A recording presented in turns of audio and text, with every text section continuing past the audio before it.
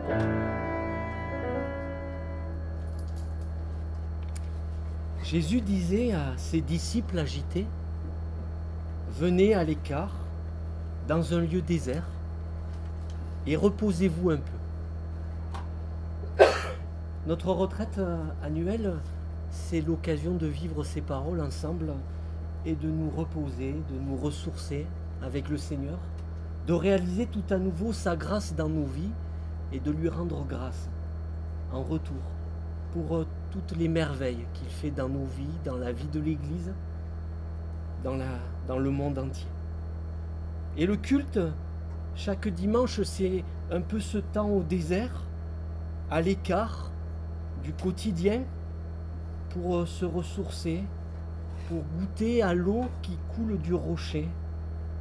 Jésus nous dit encore ce matin, « L'homme ne vivra pas de pain seulement, mais de toute parole qui sortira de la bouche de Dieu. » Alors, nous pouvons entrer dans ce temps de culte en communion avec les frères et les sœurs qui se retrouvent aussi à la rue de la Masse, avec celles et ceux qui ne peuvent plus se déplacer, ni ici, ni au temple. Vivre ce moment ensemble dans la communion, nous recevons du Seigneur tout à nouveau la grâce, la joie, la paix dans notre cœur et dans notre vie. Et j'aimerais commencer ce temps de culte simplement en vous lisant les versets que Paul ce matin a médité avec nous, avec le petit groupe qui se retrouvait à 8 heures. Votre vie est cachée avec le Christ en Dieu. Quand le Christ, votre vie, paraîtra, alors vous paraîtrez aussi avec lui dans la gloire. Votre vie est cachée avec Christ. C'est un secret, nous a dit Paul, je vous le dis, mais c'est précieux, quoi. Il y a un regard tout à nouveau sur notre vie, le regard de Christ dans notre vie. Ce n'est plus moi qui vis, c'est le Christ qui vit en moi. Je vous invite à célébrer le Seigneur. Nous pouvons nous lever pour chanter ce premier cantique.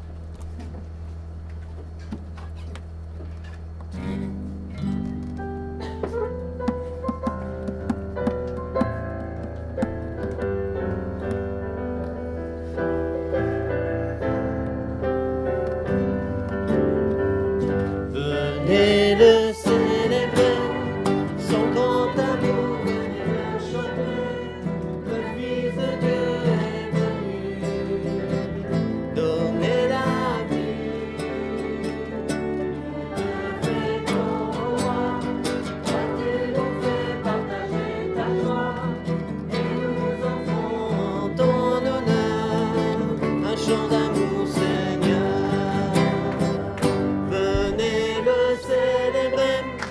Célébrer, célébrer, chanter, célébrer, chanter notre roi. Venez le célébrer, célébrer, célébrer, chanter, célébrer, chanter notre roi. Cantique des montées. Un psaume à lire sur la montagne. Voici qu'il est bon qu'il est agréable pour des frères d'habiter unis ensemble. C'est comme l'huile la meilleure qui, répandue sur la tête, descend sur la barbe d'Aaron, qui descend sur le bord de ses vêtements. C'est comme la rosée de l'Hermon qui descend sur les montagnes de Sion. Car c'est là que l'Éternel donne la bénédiction, la vie pour l'éternité. Et je suis touché dans ce psaume de voir combien le moment où on se rassemble est un lieu de bénédiction. Dieu accorde sa grâce tout particulière et sa bénédiction alors que nous sommes réunis ensemble. C'est pour ça que je pense que le Seigneur ne veut pas simplement toucher des cœurs individuellement, il veut se constituer un peuple et il nous rassemble encore ce matin.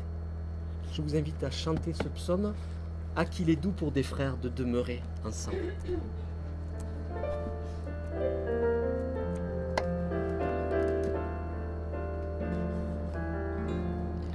À qu'il est doux pour des frères de demeurer ensemble dans l'unité, la prière, dans l'esprit qui rassemble. À qu'il est doux de demeurer ensemble. À qu'il est doux de demeurer ensemble.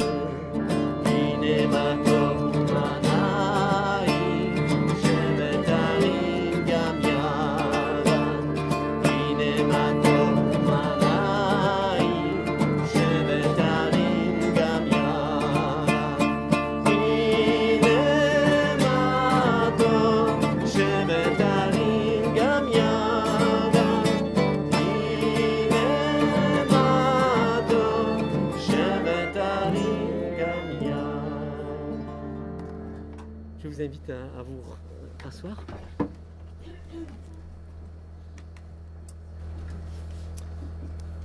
Écoutons ce matin ces paroles de l'apôtre Paul aux Thessaloniciens qui rejoignent bien le sujet de notre méditation pendant cette retraite.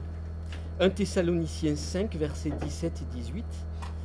Paul exhorte les Thessaloniciens en disant « Priez sans cesse, rendez grâce en toutes choses, car c'est à votre égard la volonté de Dieu en Jésus-Christ. » Hier, on a particulièrement médité sur cette dimension de rendre grâce, abonder en action de grâce. Je voudrais ce matin vous inviter à réfléchir quelques instants sur ce prier sans cesse en commençant ce culte. Et les jeunes ont réfléchi hier au sens de la prière.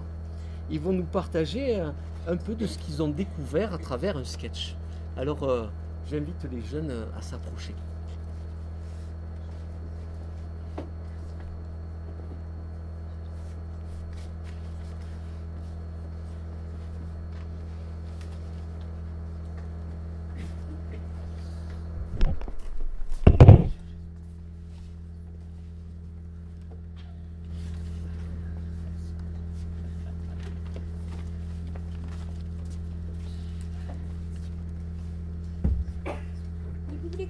Qu'est-ce qu'on devait présenter maintenant? Normalement, il y aurait dû avoir une scène sur la prière, mais j'hésite. Pourquoi? Le thème de la prière, c'est pas facile. Comment en parler sur scène? C'est pas spectaculaire, c'est souvent personnel. Prier Dieu, c'est s'adresser à Dieu. Les chrétiens prient Dieu. C'est dur à comprendre si on ne croit pas en Dieu.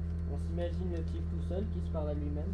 Oui, mais si le type qui prie reçoit quelque chose, S'il reçoit quoi? eh bien, si se sent mieux, s'il évolue dans sa tête, s'il va bien du positif, s'il a plus envie de vivre, d'aimer, bref, c'est ça mon encouragement. Ça prouve soit qu'il est champion de l'autosuggestion, soit qu'il y a un Dieu. Qui sera?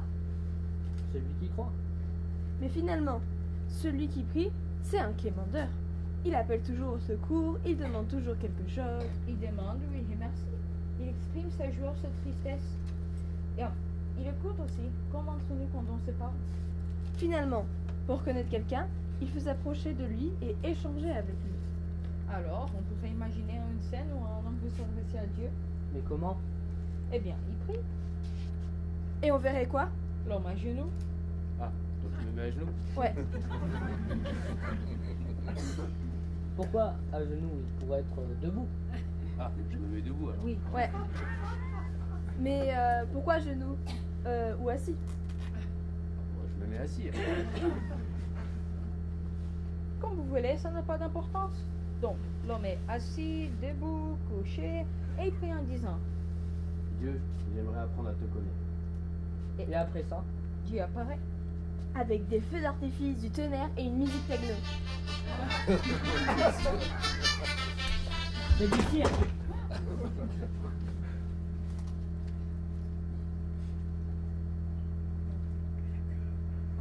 Vous ne comprenez pas, il apparaît sans apparaître. L'homme sent dans sa tête qu'il n'est plus tout seul. Ça fait peur. Non, ça c'est paisible. C'est pas une émotion ou un sentiment, c'est seulement qu'il sait. Oui, il sait qu'il n'est plus tout seul dans sa vie. C'est bien joli, mais ce n'est pas spectaculaire. Pourquoi? Eh bien, parce que les spectateurs ne voient rien. Ça, c'est vrai.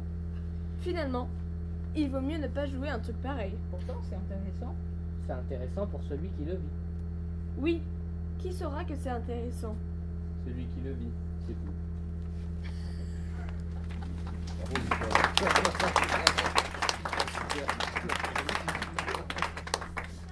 Je vous invite à le vivre. C'est vers toi que je me tourne. Je veux marcher dans tes voies.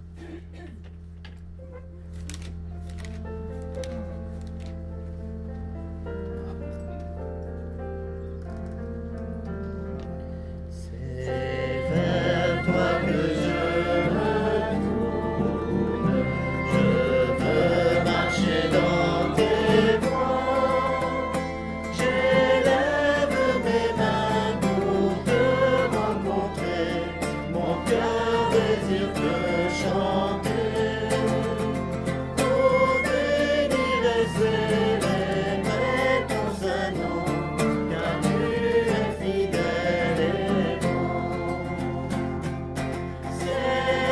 Seigneur, oh Seigneur, je veux te donner.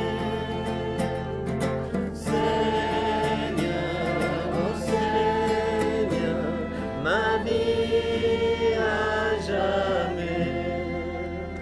Mes yeux contemplent ta gloire, ta vie ranime ma foi, ta paix et ta joie inondent mon cœur, toi seul fais tout mon bonheur.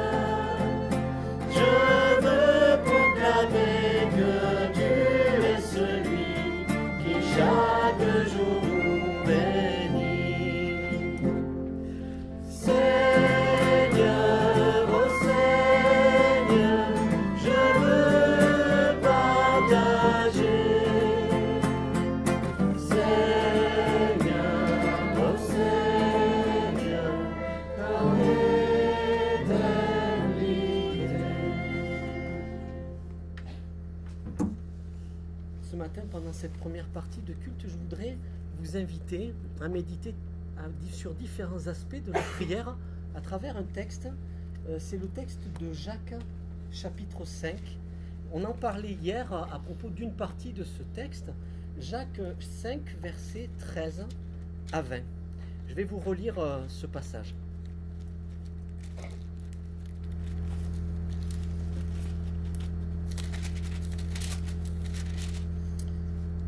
On parle souvent de ce texte à propos de l'onction d'huile. Mais il me semble que dans ce texte, il y a tous les aspects que l'on peut trouver dans la prière. Quelqu'un parmi vous est-il dans la souffrance, qu'il prie? Quelqu'un est-il dans la joie, qu'il chante des cantiques? Quelqu'un parmi vous est-il malade, qu'il appelle les anciens de l'Église et que ceux-ci prient pour lui en loignant d'huile au nom du Seigneur? La prière de la foi sauvera le malade et le Seigneur le relèvera. S'il a commis des péchés, il lui sera pardonné. Confessez donc vos péchés les uns aux autres et priez les uns pour les autres afin que vous soyez guéris. La prière agissante du juste a une grande efficacité. Élie était un homme de même nature que nous. Il pria avec insistance pour qu'il ne pleuve pas, et il ne tomba pas de pluie sur la terre pendant 3 ans et 6 mois. Puis il pria de nouveau, alors le ciel donna de la pluie, et la terre produisit son fruit.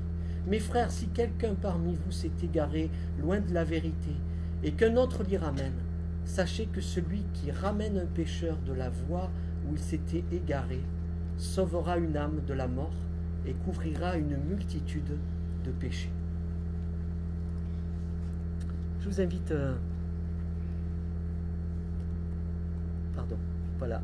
à nous arrêter simplement sur cette première phrase de ce texte qui dit « Si quelqu'un parmi vous est dans la souffrance, qu'il prie ». Parfois notre prière devient comme un cri à Dieu, et je méditais avec vous dimanche dernier sur cela. Je voudrais vous inviter à la prière comme un cri poussé vers Dieu, au travers de la lecture du psaume 13. Et c'est Sylvie qui nous lira cette prière. Recueillons-nous quelques instants à l'écoute de la prière. Jusque à quand, Éternel, m'oublieras-tu sans cesse? Jusque à quand me cacheras-tu ta face? Jusque à quand aurais-je des soucis dans mon âme, et chaque jour des chagrins dans mon cœur? Jusque à quand mon ennemi s'élèvera-t-il contre moi? Regarde, réponds-moi, Éternel mon Dieu. Donne à mes yeux la clarté, afin que je ne m'endorme pas du sommeil de la mort, afin que mon ennemi ne dise pas « je l'ai vaincu » et que mes adversaires ne se réjouissent pas si je chancelle. Moi, j'ai confiance en ta bonté. J'ai de l'allégresse dans le cœur à cause de ton salut. Je chante à l'Éternel, car il m'a fait du bien.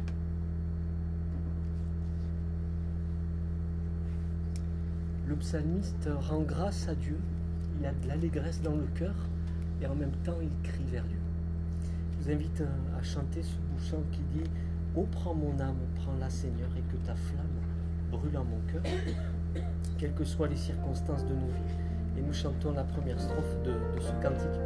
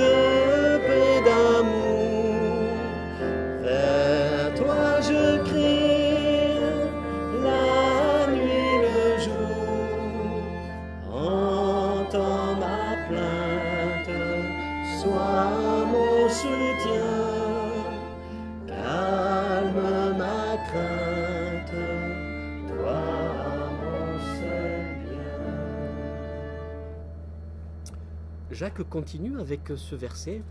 Pardon. Quelqu'un est-il dans la joie qu'il chante des cantiques? Quelqu'un est-il dans la joie qu'il chante des cantiques? Parfois notre prière est un chant. Il y a même un psaume qui dit le jour l'Éternel m'accorde sa bienveillance, la nuit son cantique m'accompagne. C'est une prière au Dieu de ma vie. Un chant, une reconnaissance qui monte vers Dieu, et je voudrais vous inviter à la prière d'action de grâce en disant merci au Seigneur. Alors il y a des petites mains, sur les... il en reste quelques-unes, si vous voulez. Alors les enfants ont préparé des bouquets d'action de grâce, et puis voilà, de prière. Il n'y a pas que merci dans vos bouquets. Il y a quoi, Nathan? J'entends pas bien. Pardon et s'il te plaît. Voilà. Alors chacun a fait son bouquet de prière. Peut-être vous pouvez. Alors il y a des stylos. Tu voudrais... Pardon. Voilà, vous pouvez pendant le culte écrire votre action de grâce, remercier le Seigneur et on pourra les déposer tout à l'heure. Je voudrais vous inviter à chanter ensemble 2 chants. Un qui dit « Nous venons dans ta présence » pour chanter tes louanges et notre reconnaissance de ce que tu as accompli. Nous pouvons nous lever pour chanter.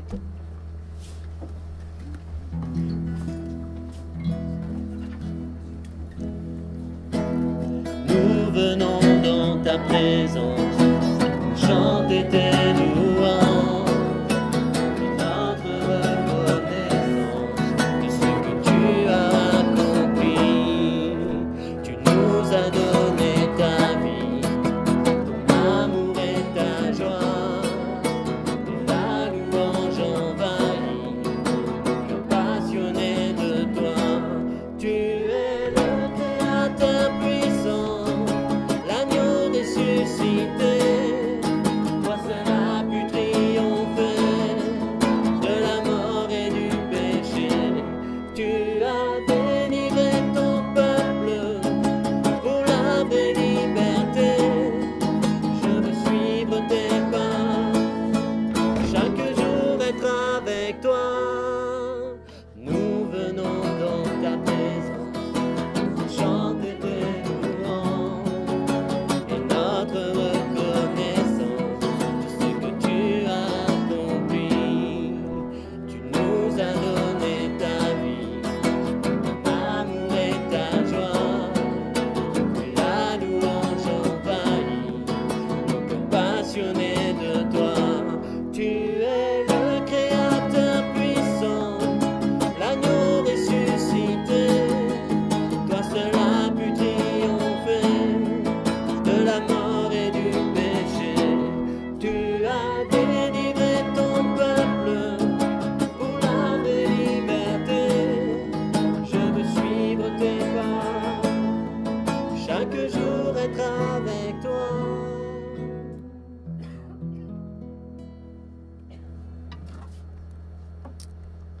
Avant de chanter cet autre chant, je vous invite à, peut-être si quelques-uns veulent le faire à travers des courtes phrases, de pouvoir dire merci au Seigneur, simplement en commençant par merci. Merci Seigneur pour la communauté que tu m'as donnée. Merci pour mes frères et sœurs. Amen. C'est pour la musique.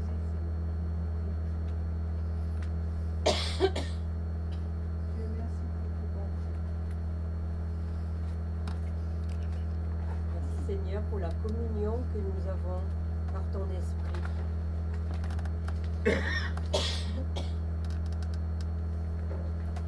Merci Seigneur pour ta Thank you, God, for this retreat. Merci Seigneur pour ta parole.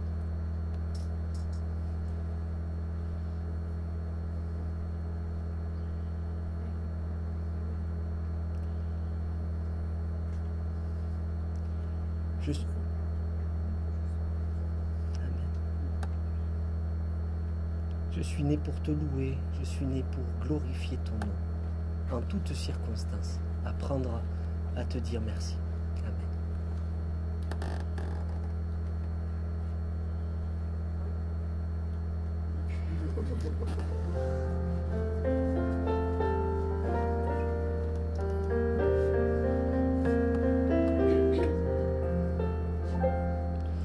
Je suis né pour te louer, je suis né pour glorifier ton nom, en toutes circonstances, apprendre à te dire merci. Je suis né pour te aimer, je suis né pour t'adorer, mon Dieu, obéir à ta voix, je suis fait pour toi. Je vous invite à reprendre place et peut-être à pouvoir dire merci au Seigneur à travers notre offrande, une occasion de lui dire tu es le maître de nos vies et je te rends grâce pour tous les bienfaits aussi matériels que tu m'accordes. Pendant ce temps d'offrande, si certains veulent déposer une prière, c'est possible également de le faire. On a un petit problème technique, mais on va le résoudre. Quoi? Ah tiens. Ah non, mais ça c'est très bien. Ça, on mettra pas les mots. Voilà, un chapeau d'un côté et puis le métier habillement de l'autre. Bon, quand même, c'est un peu long. Il y a peut-être des corbeilles.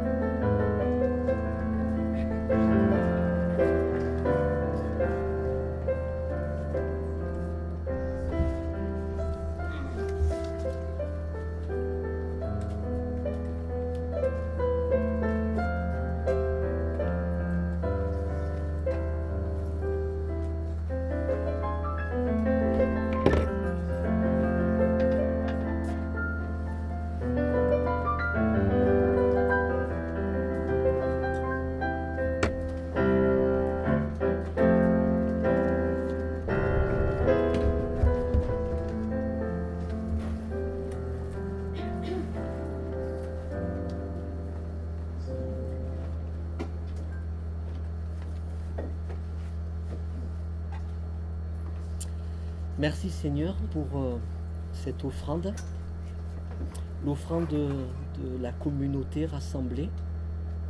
Merci pour ce signe que nous t'apportons, disant aussi toute notre reconnaissance pour tout ce que tu nous accordes jour après jour. Et nous voulons ouvrir nos yeux, te demander de les ouvrir même toi-même pour que nous voyions les 1001 bénédictions, les 1001 cadeaux que tu nous offres jour après jour, pour en être reconnaissant. Amen. Si quelqu'un a commis des péchés, il lui sera pardonné. Confessez donc vos péchés les uns aux autres et priez les uns pour les autres afin que vous soyez guéris. Le terme utilisé également veut dire relever, veut dire sauver. La prière agissante du juste a une grande efficacité. Nous avons médité hier justement sur ce temps de confession des péchés, un temps où je peux m'approcher de Dieu pour lui demander pardon, me sachant bien aimé, aimé de Dieu, pardonné, gracié. Je vous invite à intérieurement dire cette confession des péchés, à penser à tout ce qui nous éloigne de lui, en sachant que lui reste toujours notre Père aimant, qui attend toujours que nous nous retournions vers lui pour le serrer, pour qu'il nous serre dans ses bras. Et je voudrais vous inviter à chanter « C'est auprès de Dieu que je veux me tenir ».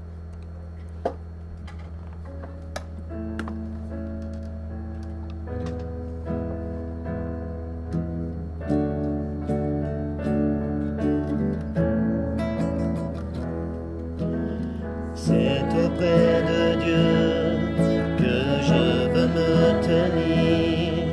Il est mon Seigneur, mon roi. C'est auprès de Dieu que je peux ressentir tout l'amour qu'il a pour moi. C'est auprès de Dieu grandir, entendre le son de sa voix. Je viens devant le trône, par ta grâce je me tiens, en ta présence je lève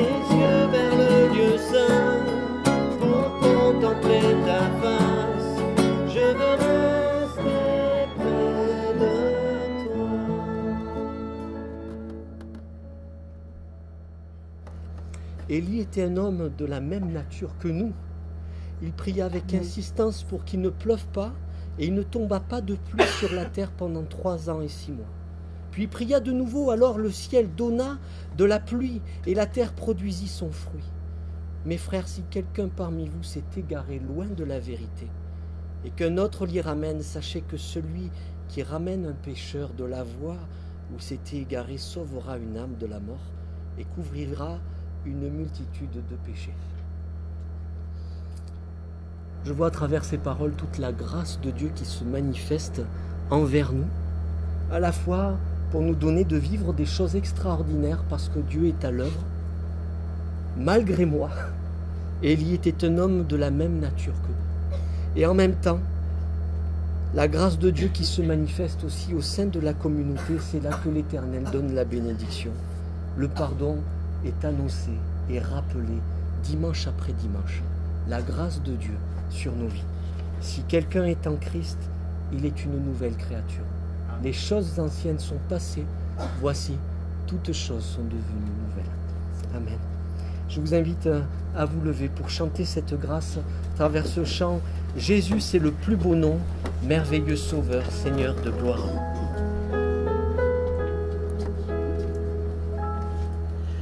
Jésus, c'est le plus beau nom, merveilleux Sauveur, Seigneur de gloire. Emmanuel, Dieu est avec nous, source de joie, parole de vie. Jésus, c'est le plus beau nom, merveilleux Sauveur, Seigneur de gloire. Emmanuel, Dieu est avec nous, source de joie, parole de vie. Je vous invite à reprendre place. Je crois que les enfants partent avec Nicole.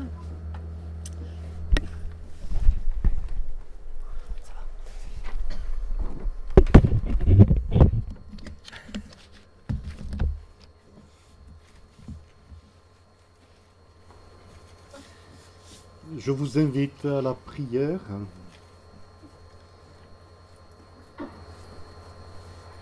Accorde-nous, Seigneur, au moment d'ouvrir ta parole et de la méditer, accorde-nous le secours de l'Esprit Saint. Dispose nos cœurs pour que, entendant cette parole, nous la laissions pénétrer en nous et y accomplir son œuvre de vie, de régénération, de guérison, de restauration. Seigneur, merci. En Jésus-Christ. Amen.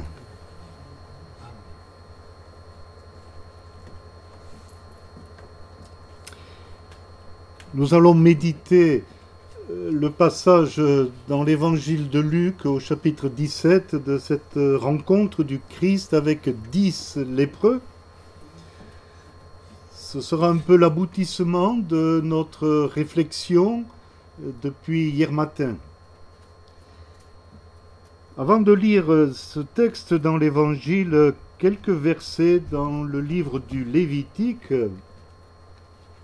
Lévitique 13, 45 à 46. Si quelqu'un veut traduire pour les amis les références.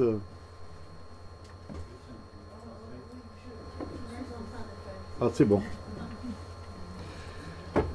Alors Lévitique 13, 45. Le lépreux atteint par le mal aura les vêtements déchirés et les cheveux défaits, Il se couvrira la moustache et criera « Impur, impur ». Aussi longtemps que le mal sera sur lui, il sera impur. Étant impur, il habitera seul. Son lieu d'habitation sera en dehors du camp, en dehors des villages, en dehors de la ville. Puis au chapitre 14, les versets 2 et 3, le Seigneur dit à Moïse, « Voici quelle sera la loi concernant le lépreux. Le jour de sa purification, on l'amènera au prêtre. » Puis dans l'évangile selon Luc, au chapitre 17, le récit, un récit très très vivant, très court, mais très riche. Luc 17, versets 11 et suivants.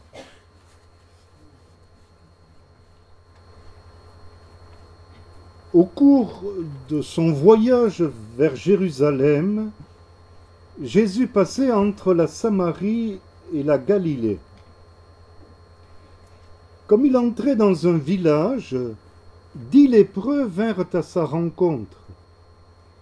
Se tenant à distance, ils élevèrent la voix et dirent « Jésus, Maître, aie compassion de nous. » Quand il les vit, Jésus leur dit « Allez vous montrer au prêtre. » Pendant qu'ils y allaient, ils furent purifiés. L'un d'eux, se voyant guéri, revint sur ses pas, glorifiant Dieu à pleine voix. Il tomba face contre terre aux pieds de Jésus et lui rendit grâce. C'était un Samaritain. Jésus demanda, n'ont-ils pas été purifiés tous les 10? Les 9 autres, où sont-ils? Ne s'est-il trouvé que cet étranger pour revenir donner gloire à Dieu? Puis il lui dit, lève-toi et va, ta foi t'a sauvé.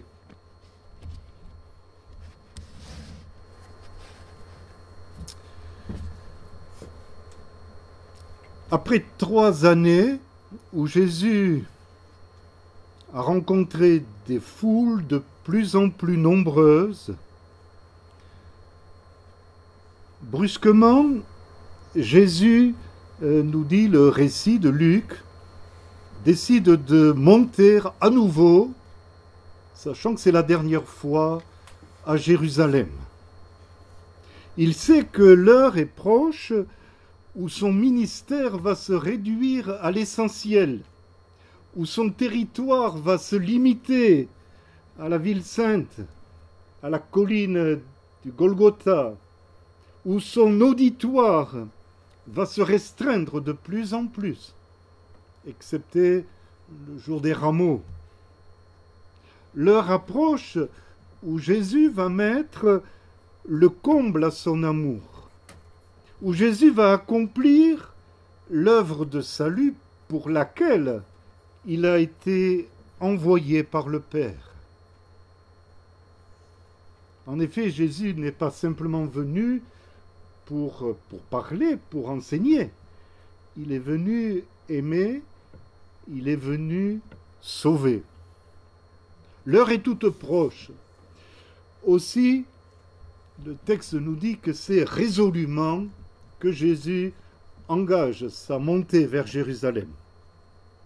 Et là, au cours de ces derniers jours, de ces toutes dernières semaines, Jésus ne cesse d'annoncer le royaume, d'accueillir celles et ceux qui viennent à lui. Au cours de ce voyage vers Jérusalem, Jésus passait entre la Samarie et la Galilée. Il s'apprête à entrer dans un village, et là, 10 lépreux viennent à lui. Pour ces hommes, la frontière entre Galilée et Samarie a disparu tout simplement parce qu'une autre frontière s'est dressée, plus terrible, effrayante. Ces hommes, en fait, maintenant ne sont plus ni galiléens ni samaritains. Ils sont lépreux. Ces hommes ont tout perdu. Ils n'ont plus le droit de côtoyer qui que ce soit. Plus de nation, plus de famille, plus de communautés religieuses, plus de liens sociaux. Ils sont lépreux, ils sont impurs.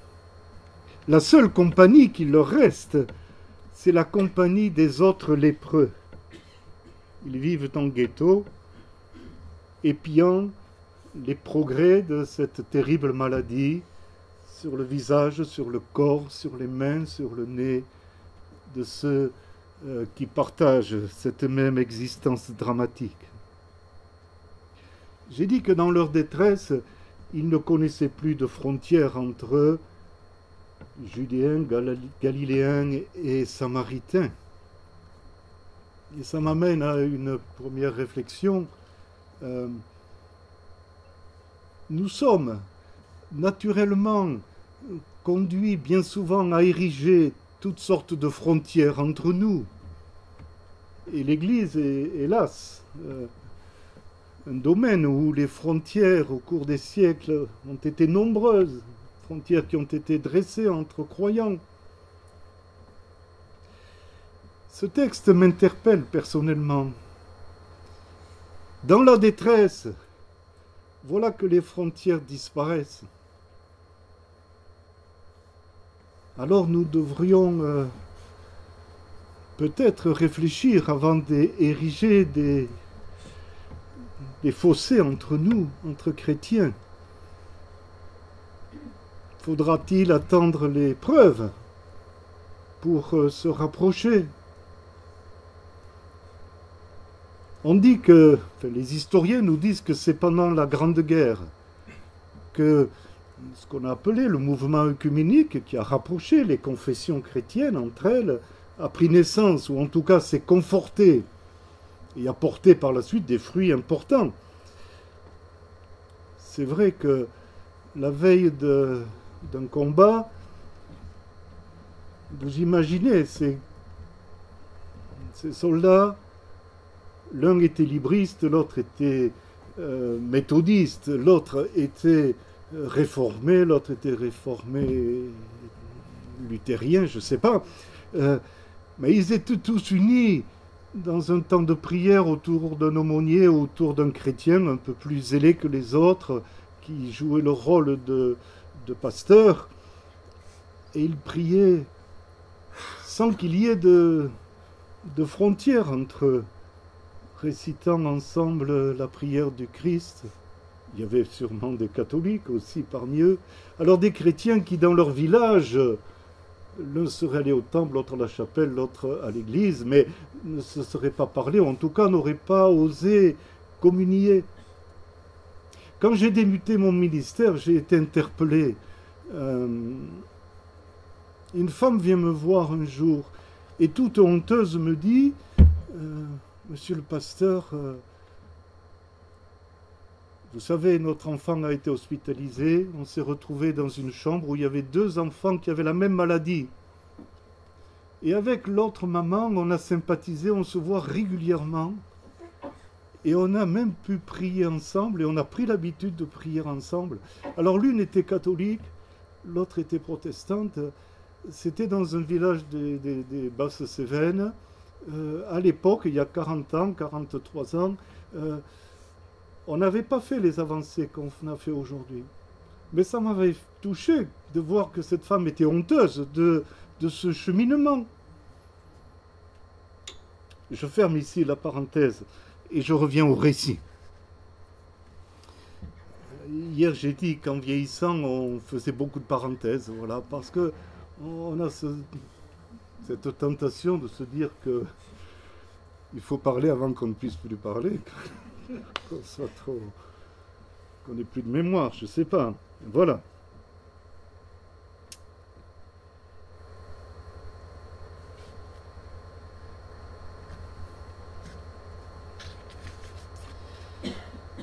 Voilà donc nos lépreux à portée de voix du Christ.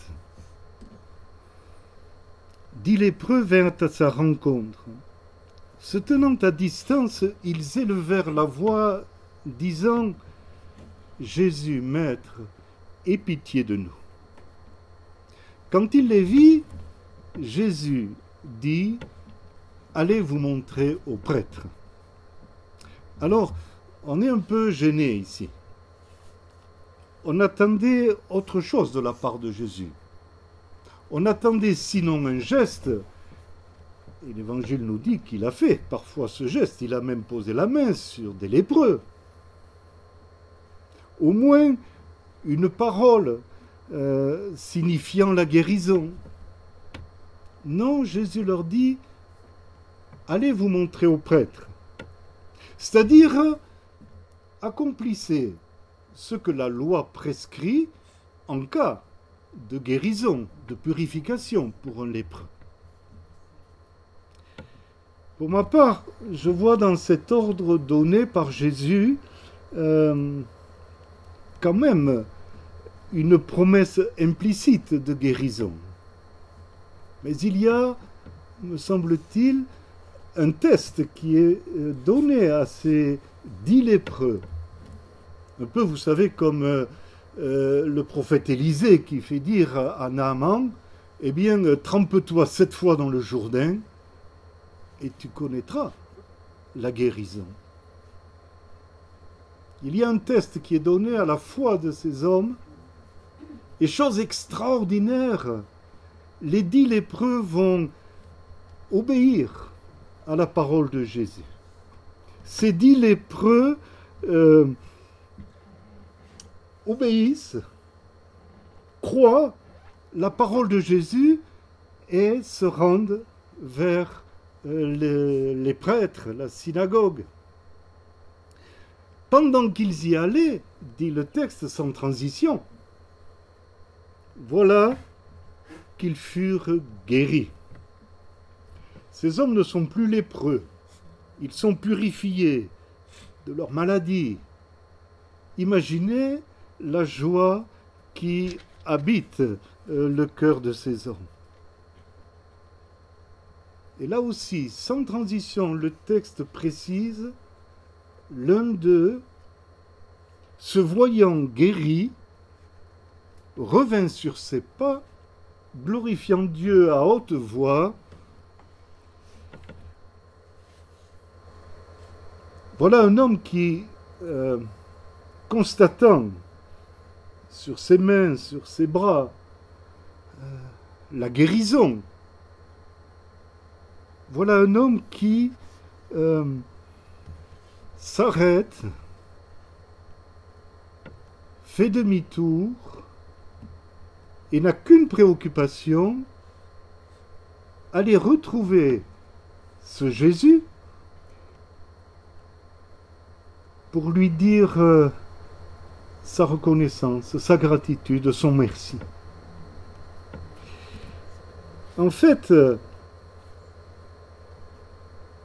la différence entre les 10, me semble-t-il, se trouve ici. Et c'est là, probablement, le cœur de ce récit et l'élément qui explique. 10 hommes ont vécu la même expérience, ont reçu la même bénédiction.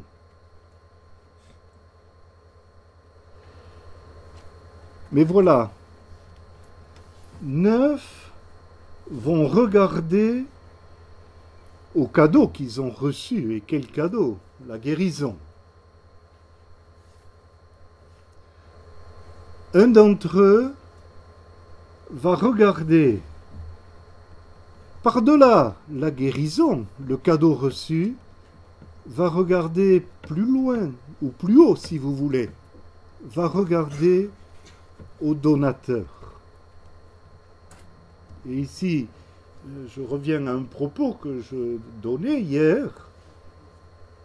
Il me semble que le secret de l'action de grâce, c'est en toute chose d'être émerveillé et d'être dans la capacité de comprendre et de voir que derrière les bienfaits qui nous sont donnés, il y a celui qui nous les donne.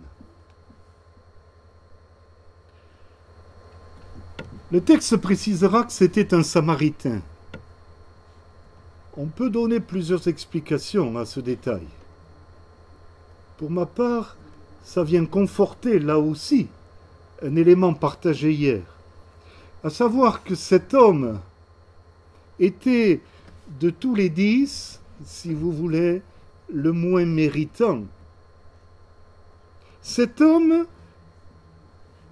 a compris qu'il ne méritait rien, que Jésus ne lui devait rien, et que, malgré tout, voilà qu'il était royalement au bénéfice d'un cadeau merveilleux, la guérison. Alors pour cet homme, émerveillé par la bonté, la miséricorde, la compassion du Christ à son égard, pour cet homme, une seule chose compte, c'est d'aller dire merci. Le Samaritain a pris conscience de l'amour extraordinaire dont il était le bénéficiaire et l'objet. Devant cette évidence bouleversante pour lui, il retourne vers Jésus et ne peut s'empêcher dans son trajet de glorifier Dieu. On a dit que l'action de grâce était communautaire et publique. Souvent, il vient se jeter aux pieds de Jésus. Et là, il rend grâce. Il dit merci.